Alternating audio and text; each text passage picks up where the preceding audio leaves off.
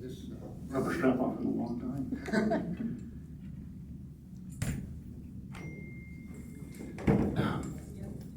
Well, there are no new members tonight.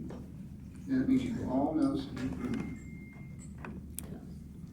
He's been after me for several years to give a presentation to this group about my mountaineering as a teenager in the 70s. And I kept thinking, why? He said, well, you did some amazing things when you were a teenager. And I said, really? So I finally got around to putting this presentation together. And just to give you a little bit of background, in the 70s, 1971, my family, mom, dad, my sister, we moved to Alaska from Florida.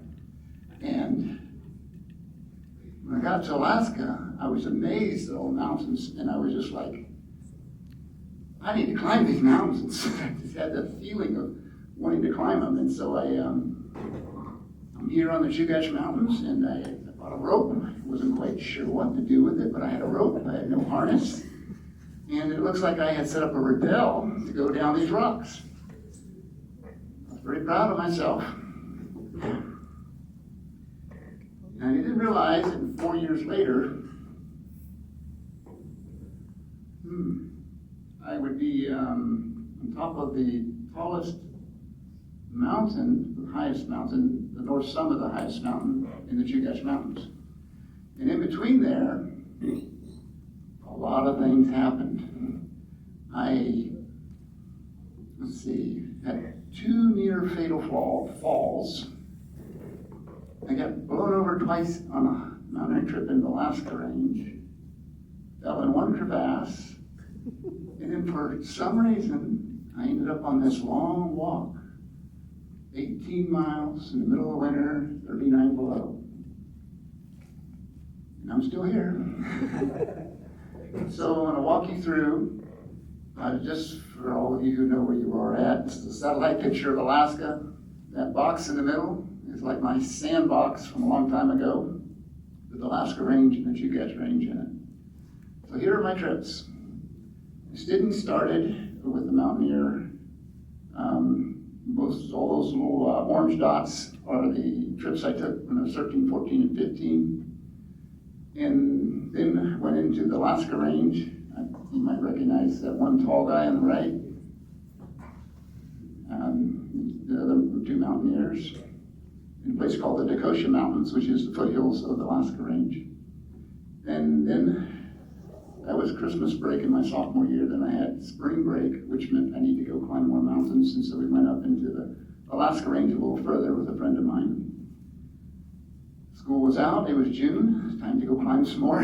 So we went all the way to the end of the Mountaineering Glacier, climbed Marcus Baker, the north summit, and then beat out the Marcus Baker Glacier.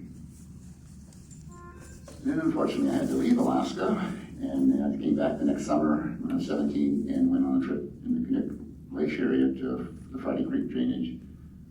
And then finally in 1979 I came back one more time and went down Bird Ridge all the way to the South Fork Eagle River on a big traverse, trying to climb more of the mountains behind Anchorage. All these trips, by happenstance, we ended up making first ascents. So we'll walk through that now. So becoming a mountaineer, getting started. So I was 13 years old. I told my mom, hey, I'd like to climb a mountain today. And I got this neighbor kid who's also 13, and he wants to go with me. Would you drop us off at Arctic Valley? And she agreed to do that. And so we climbed Rendezvous Peak.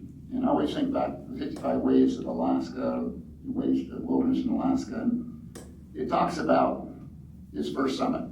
And for me, that's what the book always reminds me of. So now I'm 14, and the family wanted to go on the Resurrection Trail, which I'm sure you've probably all been down when you were there sometime. This is at the Trout Lake cabin back then.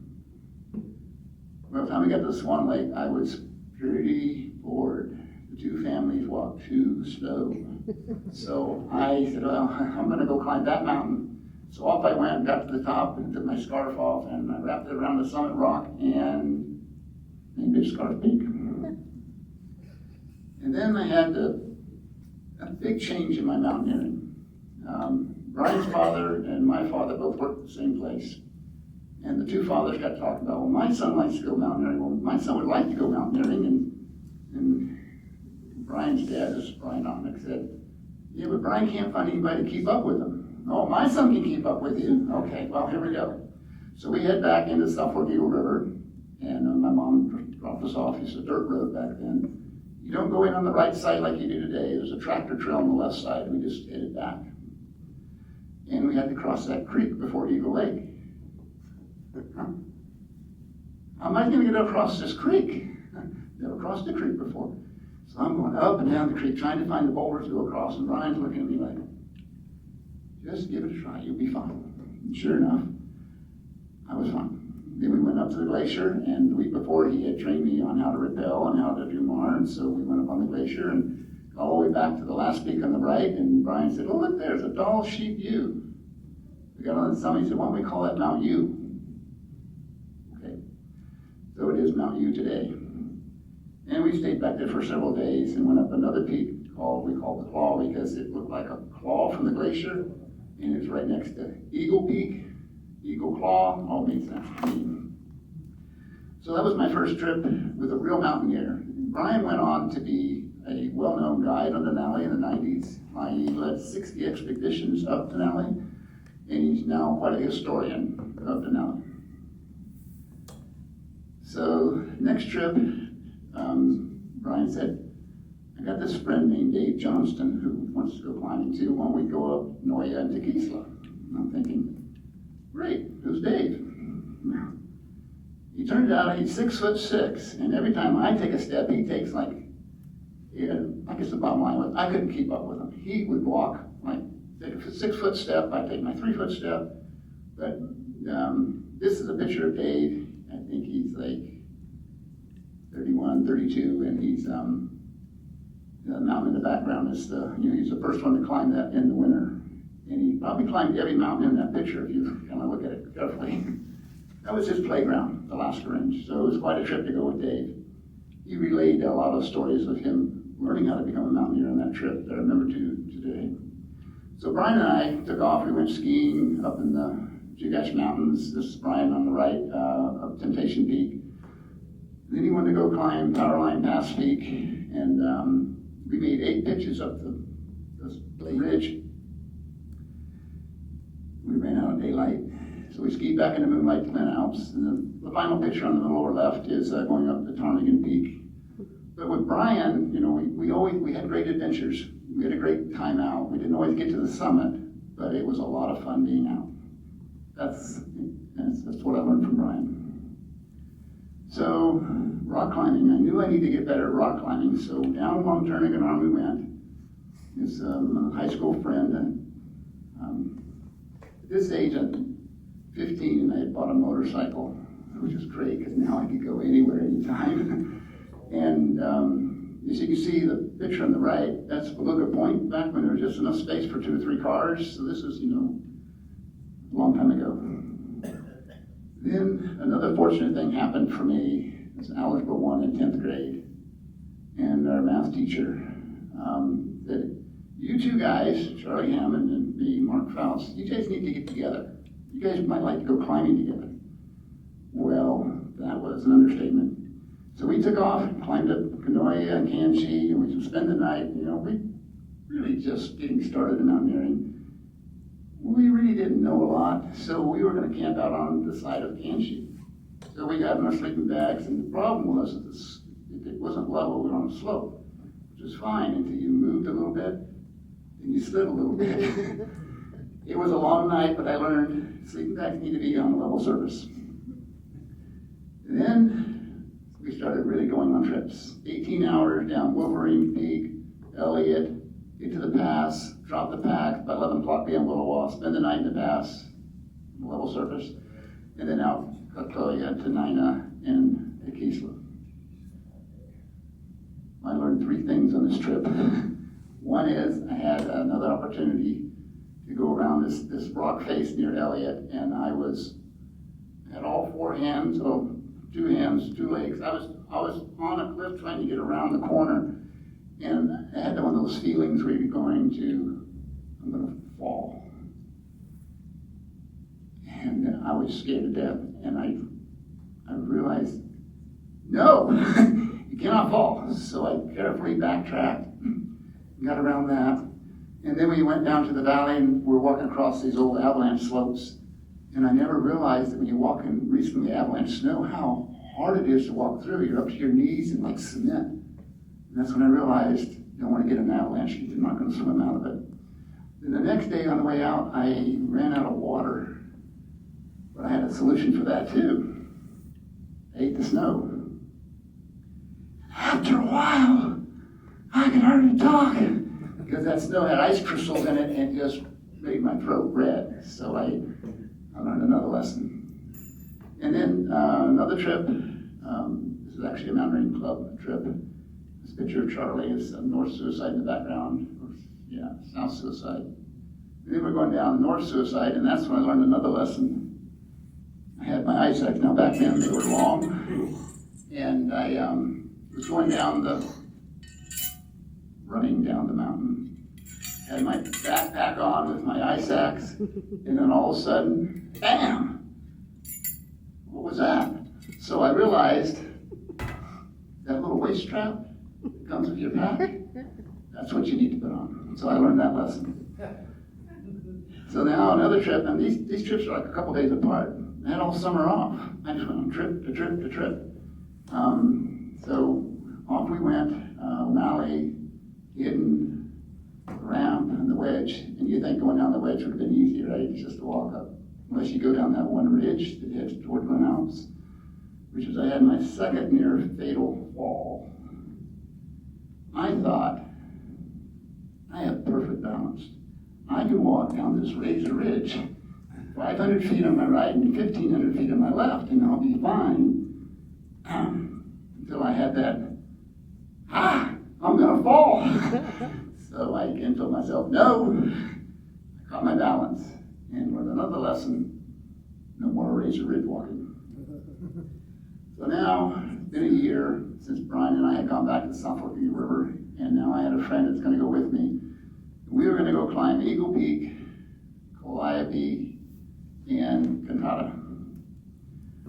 And so got my mom to drop us off, went all the way back on the tractor trail, went up the south face of Eagle Peak, got on the ridge, and descended. Not a problem, but it does look like we should have brought some rope.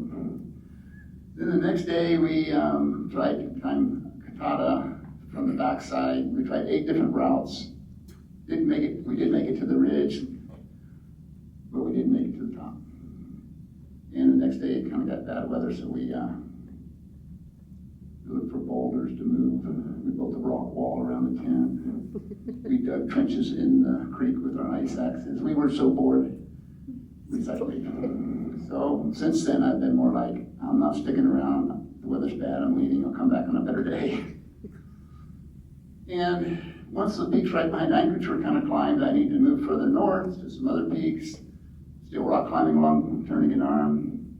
And I would do silly things like, this is a note from my journal, attempted Indian house, and with half a map, ended up across the valley.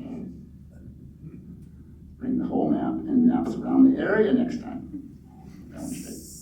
Iron Peak in 1974, you can see there's a lot less glacier in 2025. I took this picture last year. We went right on up to the left side and on the top and had a great trip. And on the way down, I learned another lesson with my ice axe. I don't know how you would say today, but back then I just get on my mountain boots and I would lean over and scrape this against the snow, and if I need to go faster, I'd let up. If I need to slow down, I would brake this way. Well, when I broke this way to go faster, the ice axe went right into my thigh, about a half inch. I screamed and realized there's a better technique to save than I had. Of course, when we moved to Alaska, my father is a big-time hunter, and so all this summer while I was mountaineering, I was also going hunting all over the place, and so he wanted to go hunting on a place near Junkin Cape, way down in the Prince William Sound area. So this is the only peak that my father and I climbed together. Of course, we got to the top. There was no evidence of anybody that had ever been there before, so we named it Junkin Peak. And another trip with Brian here to try to climb Calliope Peak. That's his cousin Greg Grosh in the front and me in the back. We had gotten to the pass between Triangle and Calliope, set up our tent. Next morning, 5:20 a.m. Brian, it's 5:20 a.m. We're all in this little tent. It's like, we're all right next to each other. He says, all right, let's go. So up we went. But the snow was deep. And I realized I had my crampons on backwards. I got that straight. And then we hit their glass. And then we went the wrong way. And then a little avalanche went by to the right side. Then the wind started blowing. About that time, I think Brian said, it's not our day to climb Calliope. So we get back to the pass where our 3 packs were, and there was only a 1 pack. Oh. I was hoping they didn't blow off the Ship Creek side, because that's the wrong direction. Fortunately, they blew off the other side onto the South Forking River, and we picked up our stuff and walked out. So that was my 13, 14, and 15-year-old experience. I think I ended up climbing 38 mountains. There's more trips in here than I had to describe right now, but it was a fantastic way to spend my teenage years. But it wasn't over. Winter break was coming up, and I had winter break, just 2 weeks. Let's go climb Mount Marcus Baker. So I had contacted Brian, and I said, hey, how would you like to go climb Mount Marcus Baker? And he contacted Dave Johnson, and Dave said, the weather's too bad in the middle of winter in the Chugach Mountains. We're not going there. How about, I got a trip planned to go to the Tokosha Mountains, and how would you like to go with us? Where's that? So off we went. Now I know how this title, Death March. We'll get to that in a minute, and it wasn't my wording. So about 4 years ago, I did an aerial flight on K2 Aviation to give you an idea where I went. Little black dots, and went up this unnamed creek on the right, and climbed 3 mountains: Moonshadow Peak, Herringbone Hill, and this knob. Then 2 days later, we went over to New Year's Mountain, climbed that, and then went back down to the Tokosha River. This is all over winter break, and it was really cold, which I think in part is maybe the way Dave Johnson travels, given he was one of the feature guys in that book, minus 148 below on Denali. So here we are now. Black and white film is a lot less expensive than color film, so I would buy 100 feet of that and roll it up, and I'd take pictures of black and white film. So these are in black and white. So this is Brian on his snowmobile, and we had a sled, and we had 3 beautiful ski journeys. We had planned to have 2 snow machines, but one broke the day before. After about 5 miles down the lake in the swamps, we got to the Tokosha River. You recognize what's on the river? Overflow. We had overflow. It was 27 below. You know what happens to your skis in overflow at 27 below? You know how long it takes to scrape your skis at 27 below? An hour. So that didn't work. So we headed to the slope around the river, and that turned out to be a lot of work too. So went all the way up, spent the first night, second night, and then we went up, started climbing the mountains in the area. We climbed this peak, Moonshadow Peak, because it had a moon shadow, full moon the night before, and it had a beautiful shadow on it, so we called it Moonshadow Peak. And Dave, he's quite a character. So he's got this big classic mountaineering pose, and Brian and Dirk Botner, and it was just really neat to be with them all. They were an incredibly fun group to travel with.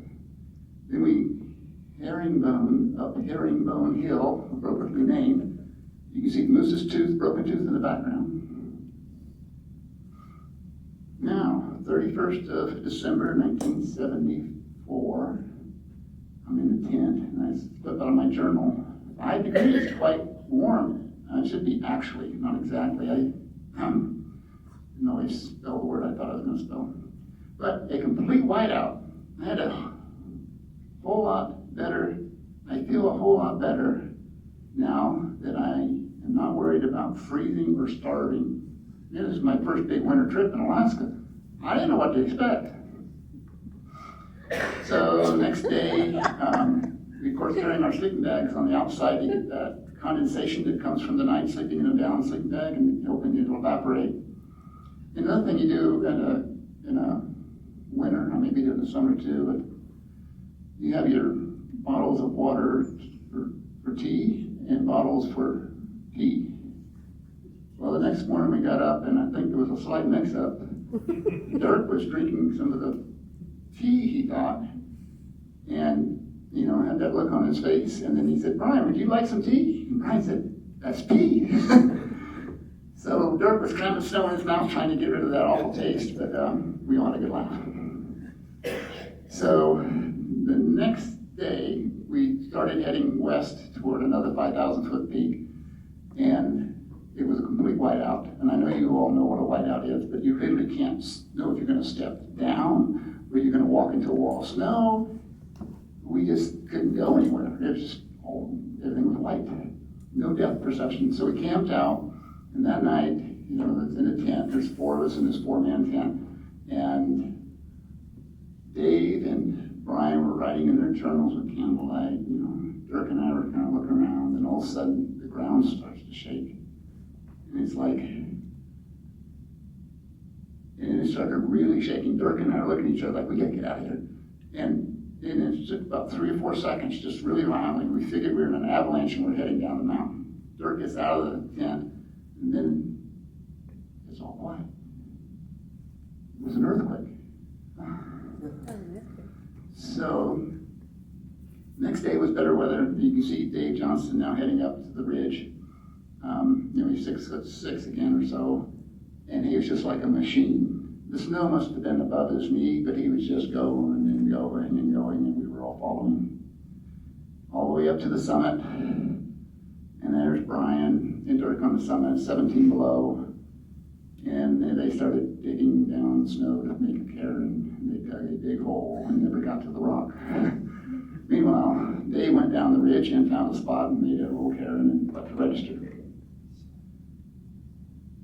So the next morning was our last day. I know it's a very dark picture, but it was dark at 7:20 in the morning in the winter. I'd gotten out to get the water. It was my turn, so I went down the first creek and shoveled 5 feet of snow and found running water. Pretty good. And then we headed out about 7:20, and I wrote in my journal, we were all freezing. So we got about a 5-mile ski run all the way back to Tokosha River to get on the snow machine and head home and trips over. Which was great, because I was out of food, and I was ready to go home. So, about that time, on the way down, Dave mentions, this guy that, experiences cold weather all the time, apparently. It feels like an ice box. So we get to the snow machines, and Brian goes over and tries to start the snow machine. It didn't start.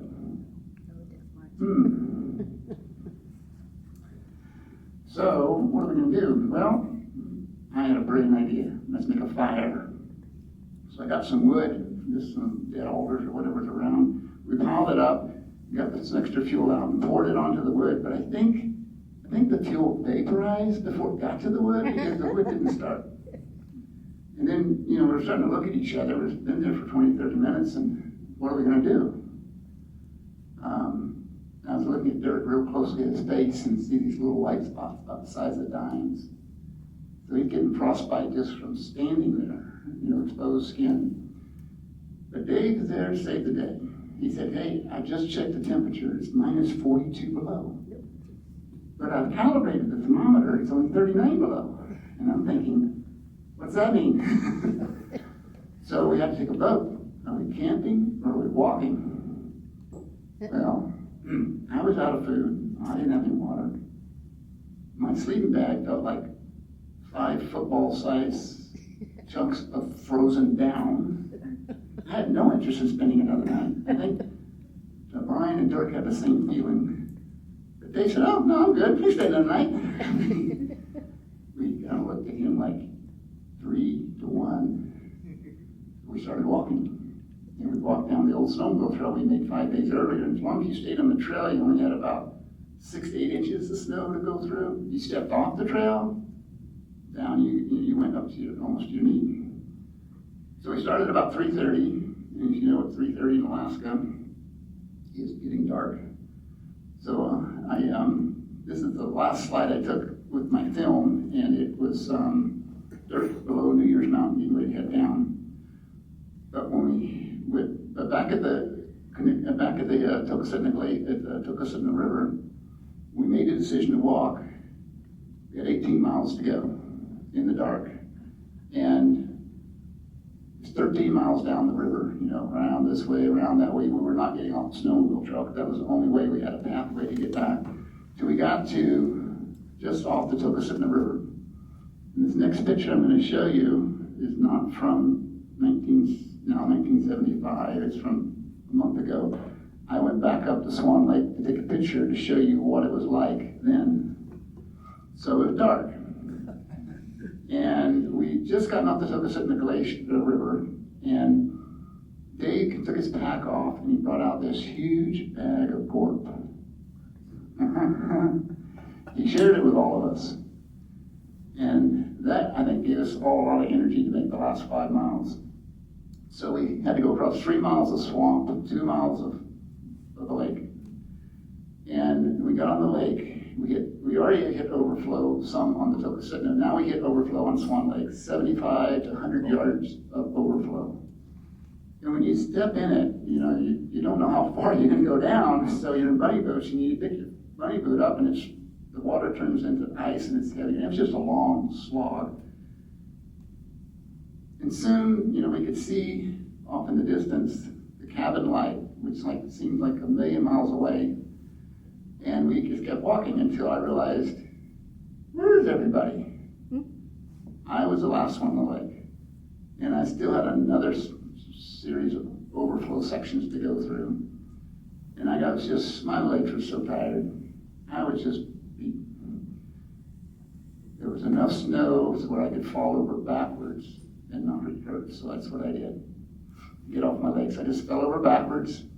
And I'm looking up at the stars, thinking, that was a beautiful night. I'm thinking, I'm getting colder by the minute. I have got to get up. So I got up, and I kept walking, and I finally got to the cabin, and Brian's father took a picture of me as I walked in the cabin door. So we made it.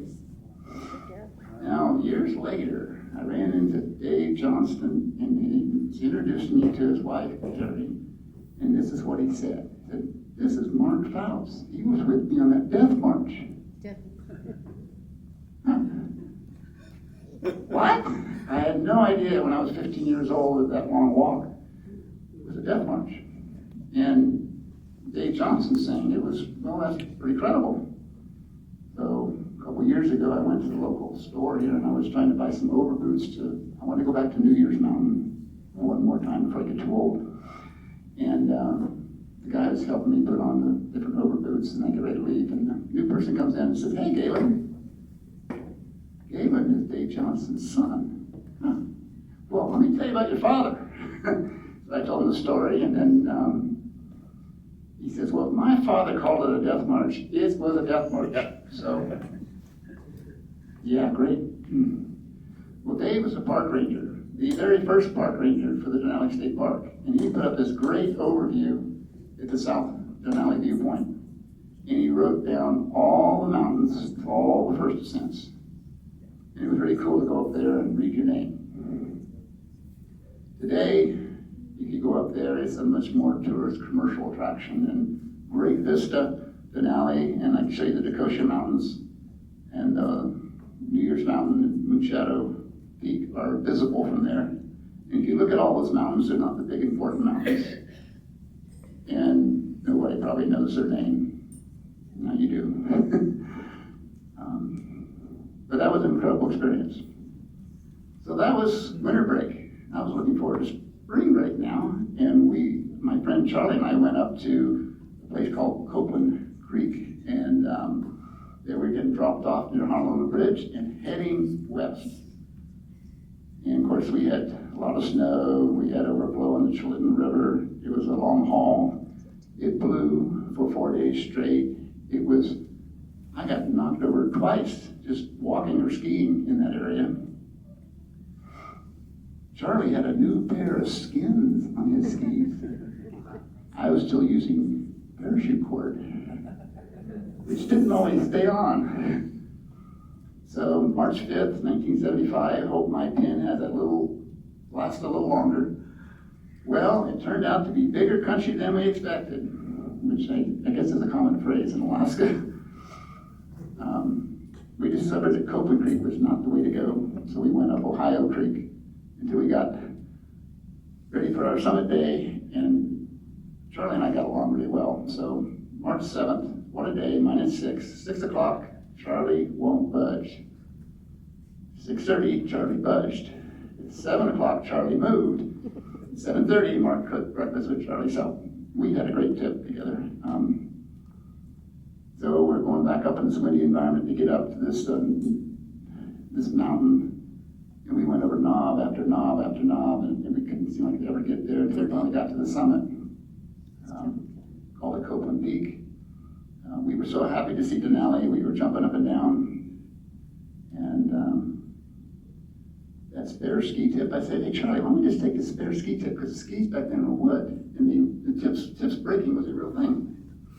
So he put it on and we got out. So that was the end of spring break. Summer's coming up. Time to plan another trip. But the Mountaineering Glacier in 1975 had a lot more ice than it does today. To be ready for a trip like that, you need to go to an ice climbing school sponsored by the Mountaineering Club of Alaska. April 27th. And my friend Ward and I, Ward we're going to learn how to get out of a crevasse. And you see the person on the far right, see her equipment, her crampons, her Persic knots, real training. So Ward, what's at the end of this glacier? Oh, well, not Marcus Baker.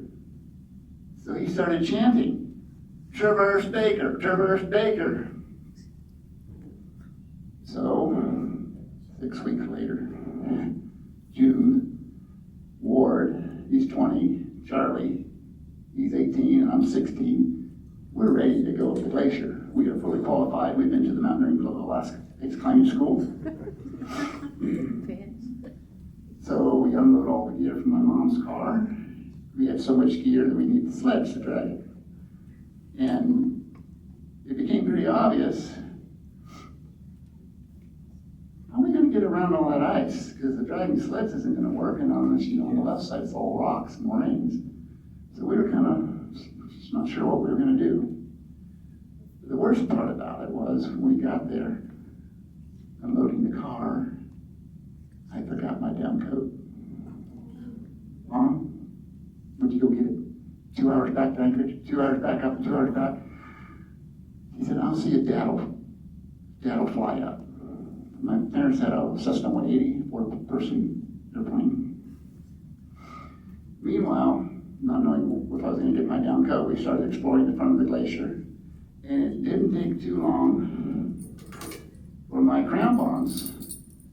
See that part right there? That's not supposed to be that way. It's broken. The other one was too, but I had my parachute cord with me. So we put it together. And these crampons weigh a lot more than what you wear today. So I fixed my crampons, and Charlie was jumping over creeks. We're having a great time, but really worried about how we're going to get up the glacier. Out from the sky, from my father's plane, came a little airdrop. You want to ride over the glacier? If so, run to the airport. I'm looking down, we got bunny boots on, we're going to run. We ran. We got to the airport and had there's 3 seats for passengers in that plane. So off we went. It's a little dirt airstrip about a half mile from the front of the glacier. And we were able to see how we might be able to get up the glacier. And around the corner to where we started climbing up Marcus Baker. So with that behind us, we knew we were going to have to ferry loads onto the up to the white ice. And this is just not a rocks we had to walk across.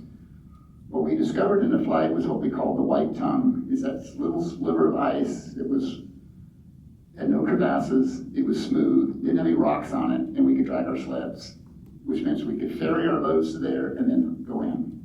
This whole trip, it was a mystery. We were like, I think the second party to ever ski up this glacier. There was a party in the 50s that did it. We had no idea what we were getting into. So, like I said, it was hot. Now, Charlie and I, being experienced mountaineers, wore wool clothing, thick wool clothing. Ward, he's a DJ from the Air Force.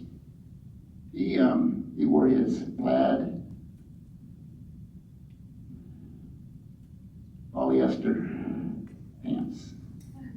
We looked at him like, you're gonna freeze. Well, he didn't freeze. We roasted him. So he's taking his bunny boots off and putting his feet in that water to cool himself off. Of course, we didn't plan water supply very well, and that didn't disturb Ward. He just drank water off the glacier. So we got to the first corner to camp up the first night, beautiful sunset, and I will say, each night in that tent, we discussed all the harebrained things we did.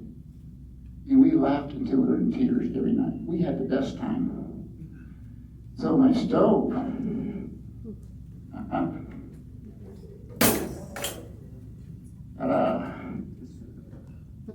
it weighs 4 pounds. And you start realizing what a lot of our gear weighed a lot. It is just heavy gear. Then the next day we get to the fern line where the summer snow goes to the year-round snow, and you have all these bridges to cross, snow bridges. So time to put the helmets on. We already had our goggles, and I had the film box from Kodak, the little yellow box to put over my nose because it was really a problem. You notice my harness? I made that myself. And then I asked my mom, can I borrow your sewing machine? I need to make something. Mom, why the needles keep breaking? Well, what are you trying to sew? Well, you need better needles. I broke like 12 rubber needles, but you can see that white thread there. I sewed it pretty secure. Got past the fern line, and we had the whiteout. And if you know what a whiteout is, that's what it looks like. The reference is really hard, but we followed the lateral moraine all the way to the next day, and the next morning, all right, we have one more day to get to the base of Mount Marcus Baker. We're heading over to the rock, and we had to find a way across all those crevasses. Years later, I went back and took an aerial picture. See, we camped near the intersection of the trails at the bottom. We went up to the north summit of Mount Marcus Baker, then over to what we call M&M Pass, because it was the M in Matanuska and the M in Marcus Baker, and called it M&M Pass. And for a reason I'll tell you a little bit later, we had a little side trip up the mountain we call Mount 4x5. So we couldn't put enough sun cream on. And of course, these goggles, they were great. Military. A lot of my clothing was from the G.I. Joe place where you go down and you buy surplus military gear. Anyway. Our bunny boots, surplus military gear. The parachute cord there, connecting our skis to our boots so that if we fell in a crevasse, we wouldn't lose our skis. Ward, he was an expert in navigating. He took a piece of our map and made himself a nice snow shield. So there were the two rock triangles we were headed for, and obviously we had to get around all those crevasses, which we did to the left. But someone finally skied into a crevasse, not bad. We were skiing along, and the first person across a little dip, goes fine. The next person goes a little bit deeper, and the last guy skis go into the crevasse. Ward was scared to death. Tighten the rope! And Charlie and I are leaning on the rope, trying to make sure it's tight. You'll be all right. So we get to what we call our base camp, and get ready to go up the next day over to those rocks and then up. And we figured, hey, we're off the glacier. We don't need to rope up. No, we need to rope up. So we did. Made a high camp, figuring from here we'll leave the next morning to climb all the way to the south summit. You think we'd know where the crevasses were, but they were everywhere. And back then, we didn't have a pro. I didn't know what a pro was. So, across the Bergstrom, and on the ridge, about 11,000 feet, and it was so hot. I took my map and used it as a shield to keep the heat off me. The ridge was nice and wide, very comfortable. And then we're walking along the ridge, and all of a sudden, Charlie disappears up to his waist. He had fallen in a crevasse and got caught by his spring pack. That woke us up. Then we walked on further down the ridge, and then I fell in a crevasse up to my waist, up by my backpack. I wrote in my journal, no biggie, right? So we made it to the summit, took the summit pictures, but we didn't like the ridge hereafter. We didn't have a radio, we didn't have GPS, there was nothing. So if one of us didn't make it down this little ridge right, the other guy wasn't going to jump. I mean, it was just a bad spot to be. I know mountaineering, you're supposed to jump on the other side, but really, if you're in that situation, why be there? So, 2 hours and 40 minutes, we thought about it. Should we go? Should we turn around? We spent 8 days getting here. We turned around. And on the way back down, we ended up going down that same slope, roped up. And sure enough, it was Ward's turn. Boom! He was up to his waist in the crevasse and caught by his backpack. So he gets out, Charlie walks by, I walk by, and I'm looking down in the hole and said, wow, it was just a little hole, but underneath you could see it was a huge crevasse. Then that occurs to me, I'm standing on the snow bridge, so anyway, went down a little further, and boom, Charlie fell in a crevasse up to his waist again. So it was a long day. Next day, back at camp, beautiful weather. We're now on our way out. So we head around the corner to go up M&M Pass. And we're looking at the slope on the left. It's a hot June day. And as you know, what happens to the snow in the afternoon, it starts getting really wet. We feared there'd be a big avalanche off that slope and onto the pass. So we decided to camp and go up the next morning at 3 a.m. So I said, Charlie, there's a 10,000-foot peak right there we could climb this afternoon. How about that? So off we went. And you can see in this picture, Ward's down below us, waving his arms at the pilot and the plane in the top left. That's my father coming back again. Unexpected to see where we were at. And our tent is down below near Ward's where he's standing. He gave us an airdrop, an unexpected airdrop. So anyway, we keep going on up to the Mount 4x5, we call it, because we both were in photography, and that camera was a very high-resolution camera to have. That's the view of Marcus Baker Glacier, and that's the aerial picture of Mount 4x5. I'm not sure it's really a peak, but that's what we call it. On the left is a 4x5 camera, so you see what one looks like. So back at the tent, we had to go get that box, and for some reason, we had gotten unroped, and someone was just going to walk over and get the box, which is 100 feet away. And we said, no, you need to rope up to go get the box. So we roped up, got the box, and I'm opening up the box, and we're looking inside, fried chicken, dinner rolls, ice cream. This is great. We were so excited, and of course the chicken was cold, ice cream was warm, but who was arguing? So the next day we got up to the pass, getting ready to go down Marcus Baker Glacier, keeping track of where the ice cream was at all times. And we head down, and to show you where we're at from the aerial picture years later, there's the Mount 4x5, M&M Pass, and the north summit of Mount Marcus Baker. We ski all the way down, which takes us about 3 days.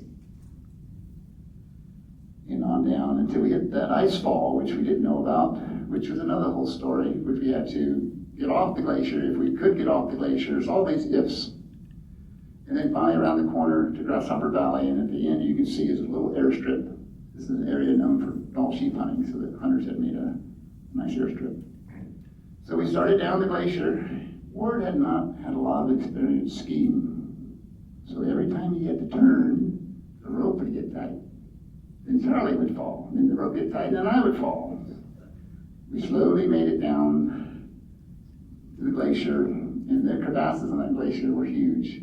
Our rope tied up about 100 feet long with our sleds in between us.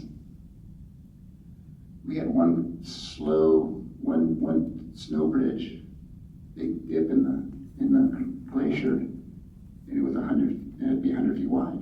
So we had to cross it, and my fear was we were going to all be on this big snow bridge, and we were all going to fall at the same time and all be gone.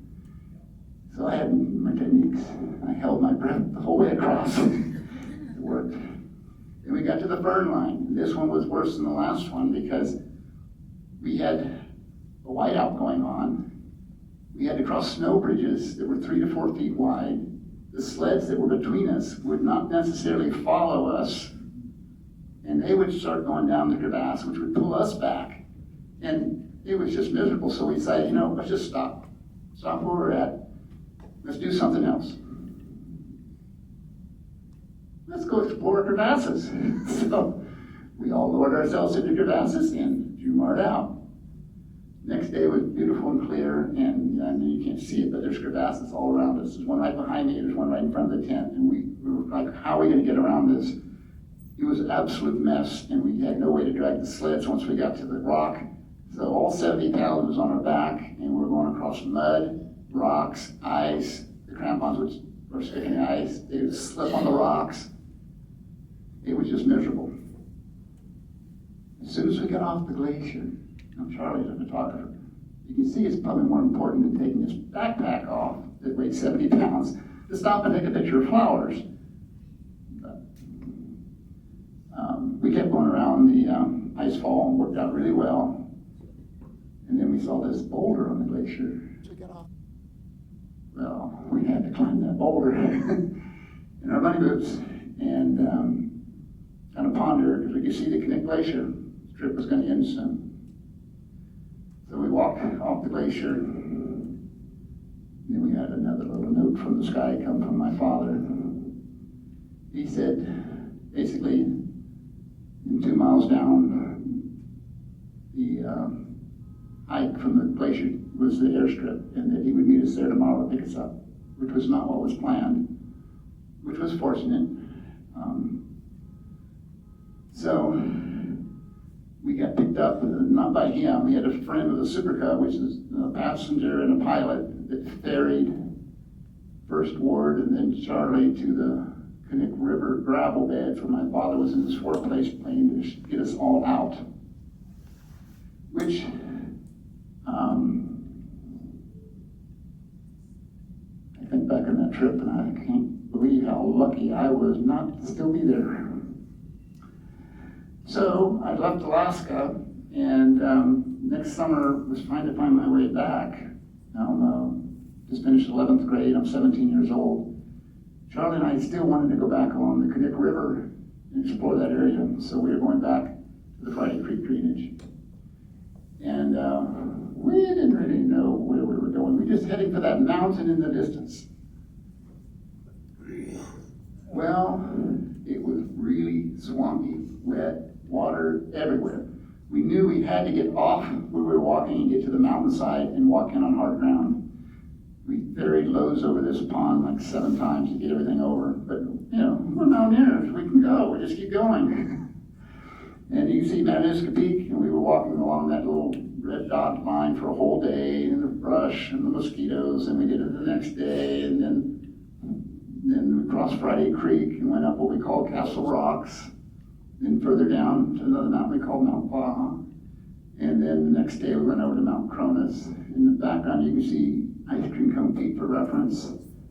Dave Johnson was the first person to climb that mountain. So we had this long slog. You can see our wet socks hanging from the tree limbs on the top right. And then we saw this creek bed from the slopes that we were walking on. We walked down there. It was a road. There was a road all the way back here, and we had spent 2 days walking the wrong way. Well, okay, maybe we should have read a map or asked about where to go, but when we went to our previous trips, there was really no one to ask. We just went. That was what we did. So, crossing Friday Creek, we survived that, and finally, back in the mountains, up high, the view was getting better. You see Pioneer Peak on the left, and the view was fantastic. I mean, this is like the Kenai Glacier, and this is what part of mountaineering is for me, is just being out and seeing the great vistas. So, dropped our packs and went off to go climb another mountain. You notice Charlie's ice axe was made out of wood then. I always have a hard time when I go to the local REI and use door handle. Makes me feel really old when I see wooden ice axes for door handles. So we climbed all the little rooks along that ridge and finally decided this was the highest one. So we named it Castle Rocks and called it good. So we moved back down the ridge, made a beautiful camp out in the alpine area near water supply. And the next day, headed down the ridge to what we call Mount Fouts. And so on the top, August 14th, 1976, really cold and windy. We climbed Castle Rocks. It's cloudy and can't see anything. So next day, moved down our camp. We're going to climb the peak in front of us. Cross the creek, boots off, socks off, pants off we go. And then on the summit, Charlie took this photograph with me. It was a very cloudy day. You couldn't see the exposure, which is probably really good for me. And we named it Mount Cronus because it was the dominant peak between the two forks of the Friday Creek range. And then we headed back out. And of course, we avoided the brush as much as possible, by any means possible. I just walked down the creeks till we got down to the Kenai River and camped out. At this point, those pants I've been wearing, the ones with the moose hide patches and the blue nylon fabric, they were the surplus wool pants I bought 2 years ago. They had rotted out. So it was time to burn my pants and ceremonially in that part of my climbing career. Now, if you go back to the Kenai Glacier, you'll be greeted with a lot of other people. And I look back and I see Castle Rocks, and then you see all the four-wheelers coming out. And if you're in Bonsell, you might get a chance to see Mount Marcus Baker or Castle Rocks. Memories. So I left Alaska, came back in 1979. Went gold mining with Charlie, went fishing in Kodiak, but I had a 4-day window to go mountaineering for one last trip. And so I got a neighborhood kid that never been mountaineering, something like the story of my life. I had to find somebody to go with me to be safer and end up being the one in charge. So we went down Bird Ridge. I believe we were the first party to ever go down Bird Ridge. It was going up to the summit of Bird's Eye Peak. On top of Bird's Eye Peak, we named it Bird's Eye Peak, if you haven't caught that on yet, because it was a bird's eye view of the entire Bird Ridge and Bird Creek. So we built a cairn and my little film capsule, a little piece of paper, and a little bitty pencil, and it just happened to be nobody had been there. So we put the character in. So, all these first ascents, they weren't planned. They just, looks like nobody had been here. And back in the 70s, that was the case. And maybe. So now, that beautiful sunny weather we had changed. Now that we're a day back into the Chugach Mountains, and it was cold and wet, and we didn't have ice axes, and we had to go up a snow couloir because we were going to go up the South Fork of the Eagle River. And it was a long haul, and we were getting tired and wet, and then Scott says he started shivering, and uncontrollably shivering. And I said, oh no, he's getting hypothermic. So I got him in a tent, got him warmed up, and he was okay. The next day, we walked the 10 miles out to into the tractor trail in the South Fork Eagle River, and knock back to the homesteader's house. Can we use your phone to call my mom? Scott's mom in this case. And they let us in, and we called. And I don't know if you've been back to South Fork Eagle River today, but there's a small parking lot for a lot of cars for people to access the South Fork. And on the way back, before you get to Eagle Lake, there's a bridge I was really impressed because back then it was take your shoes off, take your socks off, take your pants off, and go. So 46 years later, last year, Steve Brown and I and his daughter and my daughter went to Bird Creek Fall. Thought it'd be a fun little hike for our daughters. And the U.S. Forest Service put up a sign, and on the top right of the sign it says Bird's Eye Peak. My daughter and I look at each other like, yeah, it stuck. The name stuck. So that was my 1970s, being a teenager. That's what I thought life was about. No one told me the next 40 years I have to work. But that was my life, mountaineering. And now since I've retired, it's back to mountaineering. So the last several years, Steve and I have been going all over the place and climbing those mountains I missed when I was younger, and having the adventure back. So you have this little 40-year period you work, it's tough, and then you go back to playing.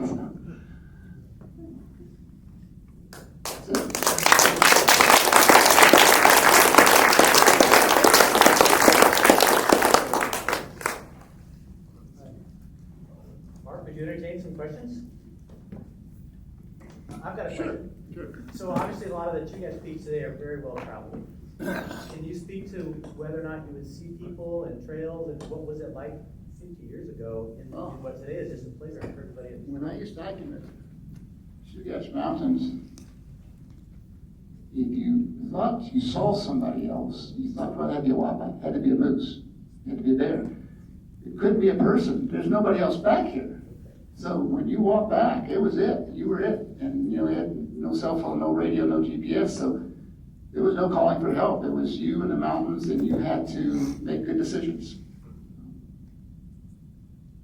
Were you a member of the MCA 50 years ago when you were doing this, or because the MCA was around?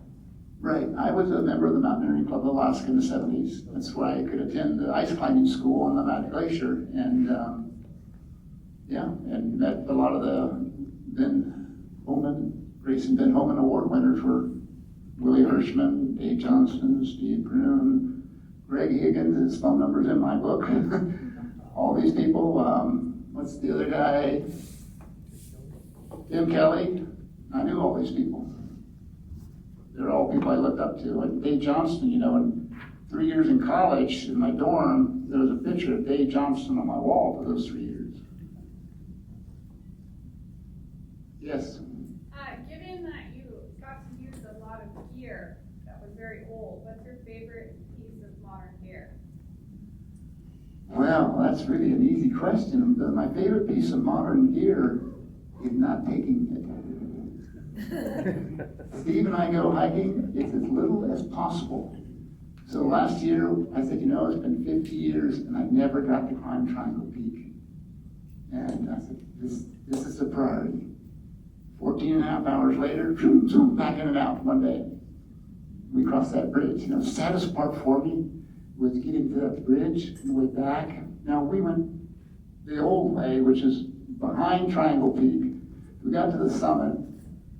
I don't want to go back that way. You want to go back? I don't want to go back that way either. We came back the other way. But we got to the bridge over the South Fork Eagle River, and there were people on the bridge. I had to wait my turn to cross the bridge. It wasn't like I remember it. It's the way I remember it was you go and you weren't really going to experience anything other than the outdoors. So it is different now going out and seeing people. But Steve and I have a list of places to go. Probably won't see anybody. And so we have these ventures lined up for the coming years to go way out and explore. Any other questions? Yeah, do you prefer 10-point over the 12-point crampons? The details people notice. Yes, these are there are no points on these crampons. They were great for level ground. But yeah, I did, when I climbed Byron Peak, we had points on the front toes and did use them going up. So yeah, definitely. And they're a lot lighter. And they're much better made. And the stoves, you know, today, they weigh a pound or less. So it was a different environment where you went to the surplus store to buy your gear, and there was no, you know, mountaineering store with fancy pants and fancy shirts and scarves and all those gadgets you could buy. It was, you know, just, you know, get whatever you could make. And if you couldn't buy it, you just made it yourself, like my harness, my gaiters. I sewed up and made my own gaiters. Any other questions? I have one. So I find even now when all this mountaineering stuff is much more well known than I'm sure it was back then, that if I'm outside of the bubble of the climbing and mountaineering community, people look like I'm crazy when I tell them what I do. So it's like, what was that like back then? What was the attitude like about you doing all this stuff? The attitude? So just like the public in Alaska or other people that weren't climbers? Do you think I was thinking about the public? I was thinking about the next mountain. My focus was mountaineering, and that's one of the things I noticed over the years after I started my career. I sit down and talk to someone about, what did you do when you were a teenager? Oh, I did this. I went to this river and rafted down it, or I said, you did go climbing? And then I realized that most people did not have that experience I had, and I think that's why Steve said, Mark, you probably ought to tell somebody about your trips, because most teenagers don't grow up that way. And I had a lot of time, realizing that not everybody came from where I came from. When we moved to Kansas, and I had to relate to the other 1,300 people in high school, I didn't relate to anybody. It was like, you guys don't climb mountains? No, we farm land. Oh, okay. Yeah. Use a different perspective. Yes? Your parents didn't seem to do much hovering over you. You know, Brian, you adopt the same parental strategy? So my parents, you know, we took a trip up the dome near Noya, the whole family. My mom, my dad, my sister, me, and the poodle, the little white poodle. We spent the night out in the Chugach Mountains. And I think from that experience, my mother thought, well, that's mountaineering. Because years later, when we left Alaska, we drove down the highway, got to the Columbia River Gorge, huge gorge. I walked right over to the edge and looked it over. Yeah, how about that? My mom, get away from that cliff! Oh, she never knew that what I was doing could be dangerous. And of course, in my sophomore winter break, you know, I was going with Dave Johnston. He would take care of us. I'm sure my parents knew him, knew Brian, so it was okay that Mark could go with Dave. So yeah, it was, even Brian Notnick and I just were talking last year, like, we are so fortunate our parents let us go places. But you know, on a Marcus Baker trip, you know how many times my father flew back to check on us? He was watching. You know why he picked us up at Friday at Grasshopper Valley? He knew, we didn't, that the glacier fork of the Kenai River runs right up against the Kenai Glacier. We couldn't cross the river. We couldn't get on the glacier because it's just a mess. We would have not been able to walk back to Palmer. So he had already figured this all out and picked us up at Grasshopper Valley. So yeah, I had parents watching. But yeah, it was a little ignorance perhaps of my mother, not knowing the extent of my dangers. But at the same time, I really didn't like getting hurt. So there was an element of just time to turn around. And about a third of the peaks I tried, I turned around on. So it was okay to not get to the top. So I guess some luck, some judgment. Is that it?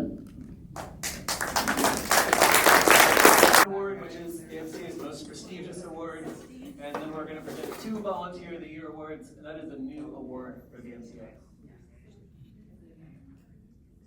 So as you know, the MCA has a great hut system, and our award recipient today is someone who has helped to make the hut system world class. So you know you've made it when you're on Google with 5 stars. MCA has made it.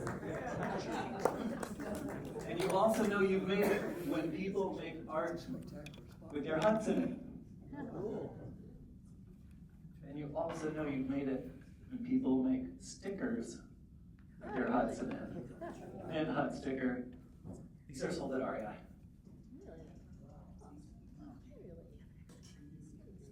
And you know you've done a great job when the huts that are on Google and in art and in stickers get bigger and better. So our award recipient today is Stan Olsen, sitting in the front here and in the green right there. And this is the Mint Hut expansion project that Stan recently led. So Stan, it's an honor to present the Hoeman Award to you today. I'm going to introduce this, and then we're going to play a little guessing game all together. And then a couple other people are going to share some quick stories. So the Hoeman Award is the most prestigious award. It's essentially a lifetime achievement award for someone who's put in an enormous amount of time and love into the MCA's mission. And Stan has done just that for huts. The award has only been given out a few times in the past. These are the award recipients. And I think Stan is maybe responsible for this new slogan that I'm proposing to the MCA. We build huts better than most homes and deep in the mountains. And also the MCA can teach people how to get to those huts. So just a brief note about better than most homes. This is normal 2x4 framing, which is used in most houses here in Anchorage. And regarding better, this is a structurally insulated panel. So you can see there's 2 layers of plywood with a bunch of foam in the middle. One advantage of that is traditional framings here on the right. There's a bunch of thermal bridging, there's a bunch of moisture issues, and the MCA is pleased to have, I think, 1 SIP hut right now, and maybe there's another one coming in the future, I don't know. So anyway, great achievement there. And now for our guessing game, there's 3 parts. We're going to try to guess the person or the people involved in the photo, the action, what is happening, and then the location. So this is kind of to introduce a little bit of Stan's work regarding huts. So in short, Stan's been involved in a ton of hut projects. I think the other folks who are going to come up after and say a few words can maybe provide that history better than I can, but I can at least facilitate this guessing game. So first I want to volunteer to help practice. So can someone volunteer to just, we're going to put a photo up and just practice. Can someone just raise your hand? Okay. Okay, great. So person, action, location. Stan petting a cat at a lawn. Yoda. All right, great. There's a lot I don't know. Awesome. Yoda. Now let's move on to some huts. And if anyone knows, you can just shout out. Sure. Sally Bolton, Sally. Ross Nelson, Larry Oliver, Ross, Wayne Taylor, Vicky, Wayne, Larry, and that is, Stan Olsen. oh, that's, I sent the photo, I should know it. What hut project is this? That was Hans's hut. Hans's hut, Reaver. It's out at Groove. Oh, I can't see it. Taking out the trash.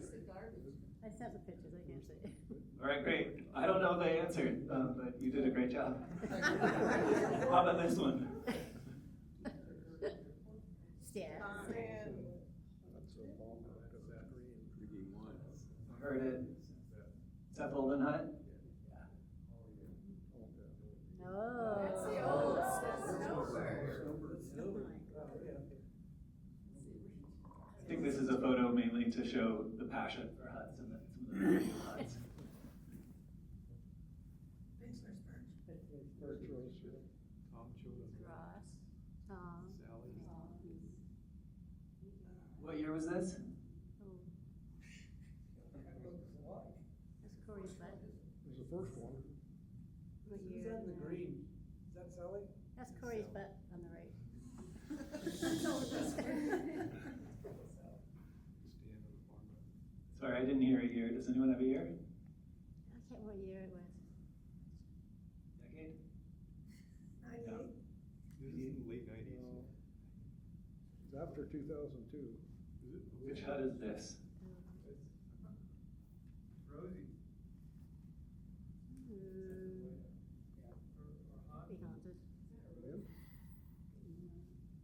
Hans's? Hans's? I think it's a myth. Stan, what are you doing right here?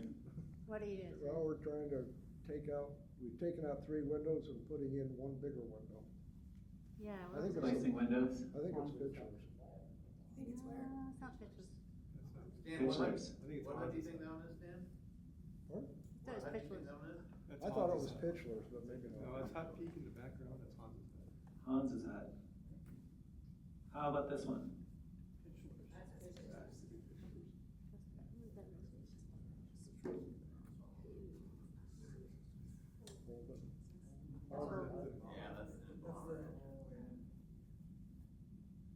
Bomber renovation? No. It's Holden. Holden? All right, and what's happening in this photo here with this rope?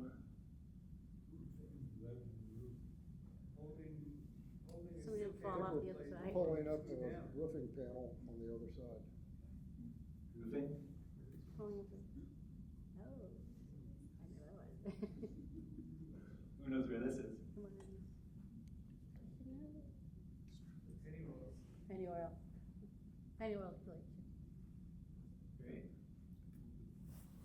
So one of the things about these hub projects is there's no Home Depot. I was late because I forgot something and I had to go back and get it. You can't do that on any of these projects. So the role that Stan's played is he's been a superintendent more or less on these projects, taken the design all the way through to construction plan, which is, it takes a ton of skill.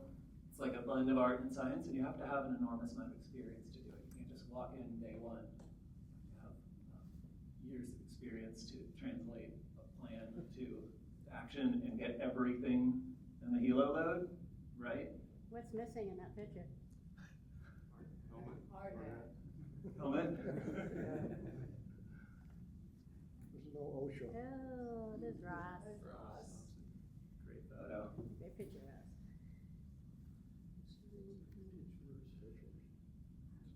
What decade is this? Pitchler's putting on the new roof When insulation. was it, 2000 what? 2010 or so. 2010? Maybe 10 on it. How about this? More recent? Holden Hut. Olden Foundation. Yeah. George Berry. And this? That was Holden.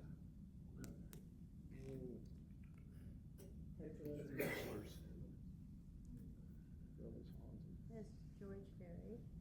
See the sips That's there? Holden. Who's in this picture? Randy's in there in the back. Lee Witten, Corey, Hines. This is beer time. Catherine? Yeah. This is the deck.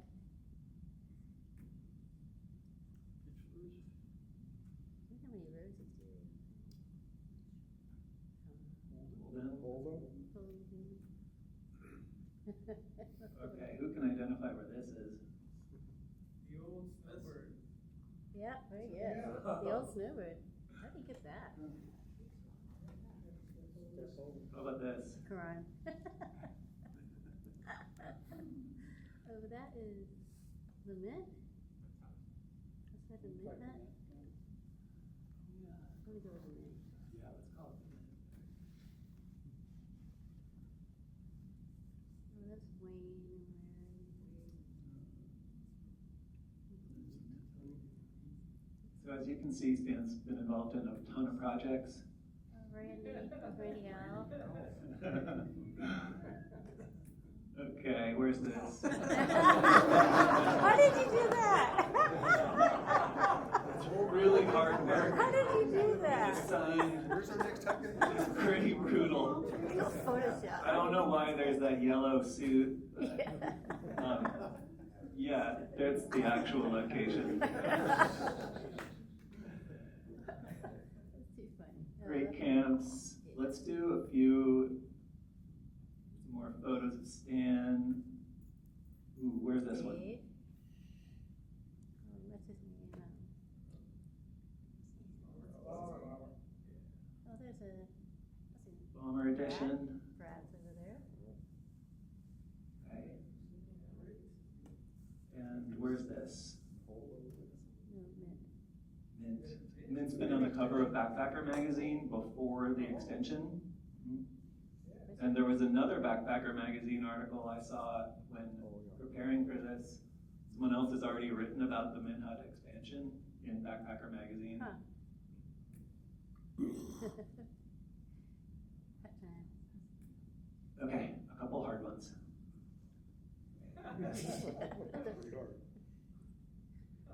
Loading away. It's gonna be the whole. Definitely the box then. All right, no guesses there. One more hard one. Oh, that's, Judging from the old plywood, probably the pitchlers. is it Crystal? Pitchlers.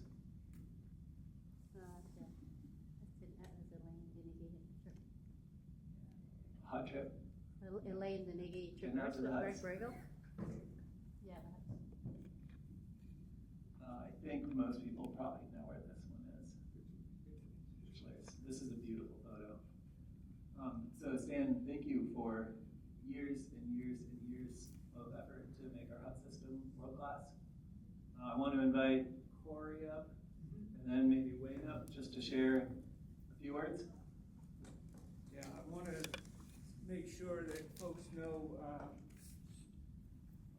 all the different things that goes into being a project manager for these huts, because not only does Stan one of the type of guys that can take a concept or a drawing and suck out all the different parts and pieces into an equipment list and then get the prices for that, for all of that, so that we can get some funding for that, which is a huge project in itself.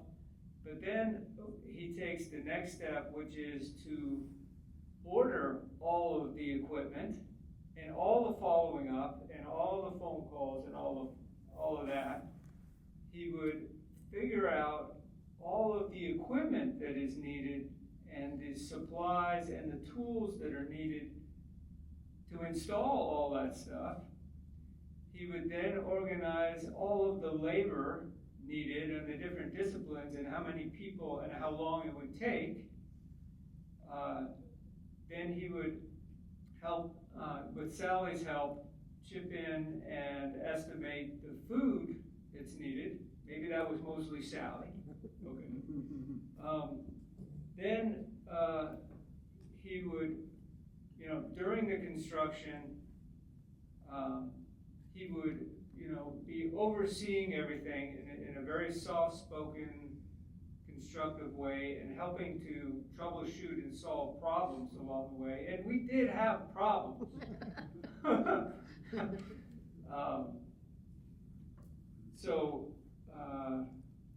And then, doing the follow-up of capturing receipts and tallying up expenses, so this is to sort of give everyone a sense of the whole of the effort behind this. And I'm probably forgetting some of this. Yeah, I mean, logistics and transport was also a huge one. How do you get the materials into the place, corresponding with the helicopter operations and figuring out what is going to be delivered where. And at one time, Stan amazingly figured out that Hoeman happened to have a laydown area off of the Glen Highway that is on the way to the Talkeetnas, and just happened to call them up, and they said, sure, you can bring your stuff and keep it there for a season. Things like that. So, but of all that stuff that he does, I was really surprised to learn that there is one thing that he really was not interested in helping with at all, and that is the outhouses. So I found that a little bit funny, but whatever, But so, the list of the huts that he has done, and maybe Wayne has got a better list, but to my tally, all three of the huts across the Occluded Traverse he's helped to reskin. That's the Pitchler's Perch, Hans's Hut, and Rosie's Roost. He helped to with the bomber expansion, the whole construction of the Seth Holden hut, and the renovation of the Mint hut. So that's 6 major projects right there.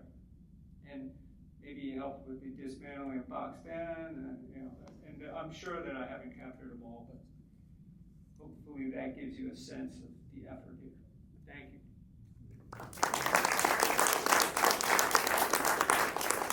Thank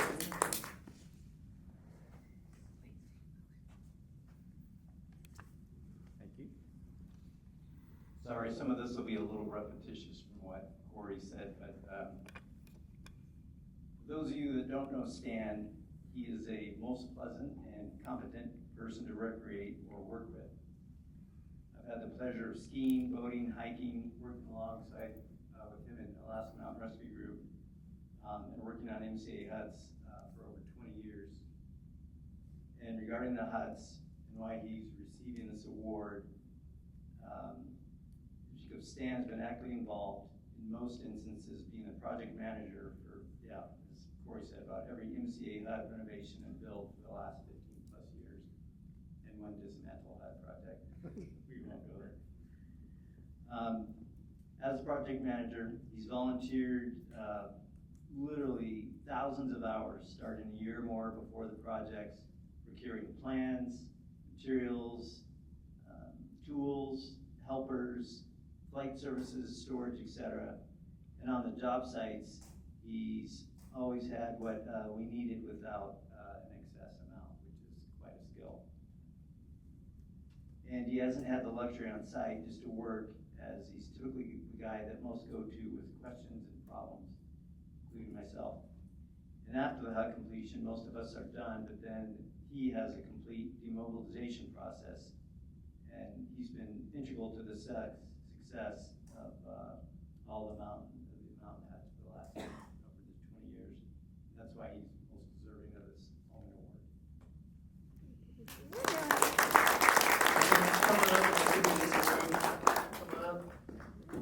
First, I'm going to give you the Mint Hut sticker, and then the Mint Hut art before the addition. Oh, wow, that's cool. Wow, that's great. And then here is your award. Woo.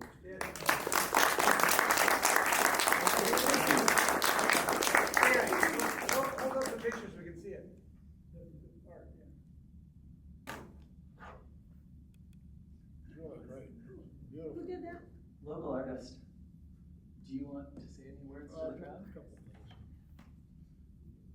This is quite a surprise and a shock. I'm very honored to receive this award. Several people have been deeply involved in the hut projects, and it takes more than just what I did. I know I'm going to miss some people, but when we first get started on it, it's coming up with a design concept. And I've worked really closely with Dave Staley and with Brad and with Corey, coming up with a design and how we're going to make all the various connections and what's involved. The other thing that, and Corey alluded to it, that's a big portion, is the funding. The huts on the Klutner Traverse were club funded, as far as I can remember. The other huts, Holden, Bomber, and the Mint, we received money from Matsu Parks and Trails. So that involves taking my initial budget, then Corey would go to them and make the presentation and follow up, getting the funding, and doing the accounting for the grant. There's a bunch of people here that have been on various hut projects, and none of those would have been accomplished without their help. So without me missing somebody, but everybody who's worked on a hut project, just please stand.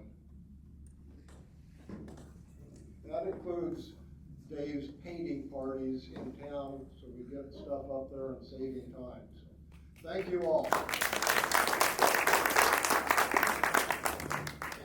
one more. There's, like you said, 6 hut projects. Usually there was maybe 10 people on each hut. If you would figure a week, say 10 days, it's easier to multiply. So 10 people, 10 days, times 3, that's 300 meals. Thank you, Sally.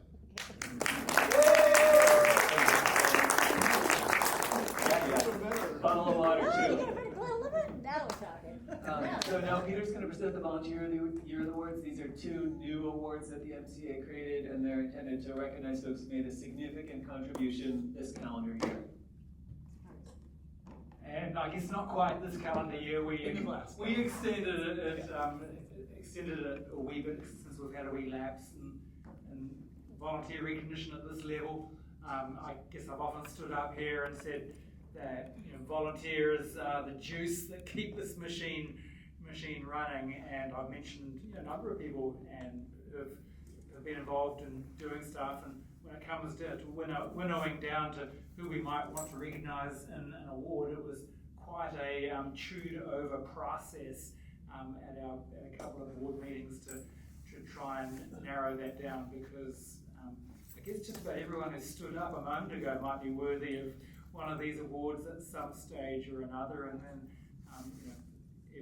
so many people in this room and many who can't be here tonight have just done so much for this club, the amazing institution it is, and the incredible legacy in the hills that it's created. So we have 2 volunteers of the year, in inverted commas, that we'd like to recognise tonight. And we might as well segue from one half to the other half, and Sally Balchin is to be recognised tonight, because Sally, you just hold up so much of what happens on those construction projects, quite apart from what you've been putting in yourself. So please come on up and read a word to you.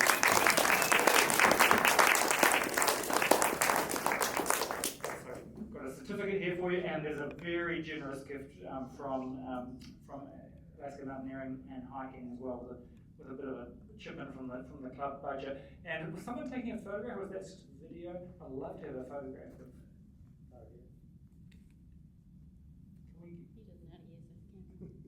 There we go.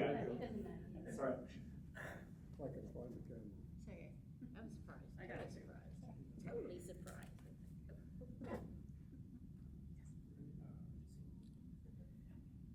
Getting all the angles. Thank you.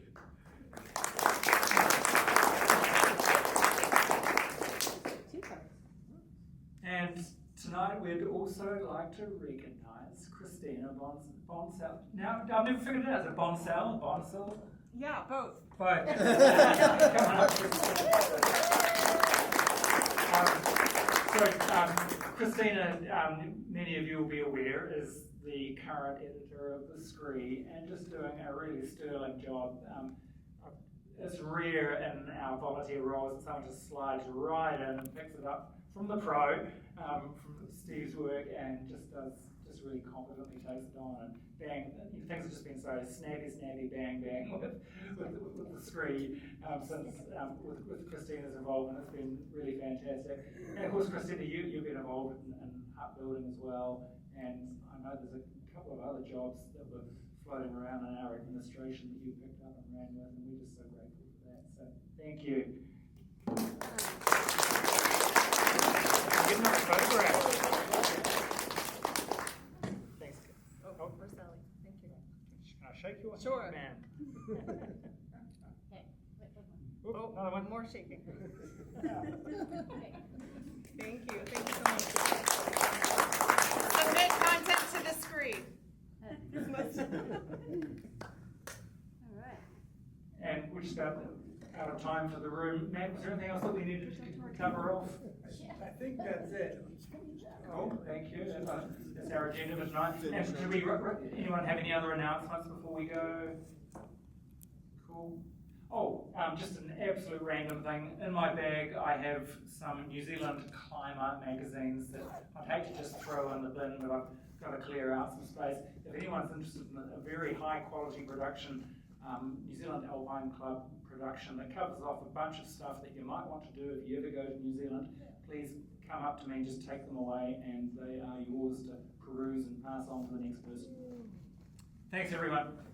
Oh, if anyone wants to go to Moose's Tooth to hang out with any of the award recipients, if they're going, I know at least some of us are gathering in Moose's Tooth afterwards. They don't do reservations, so if you want to come, just like at least look for me, and we'll find a spot. Thanks.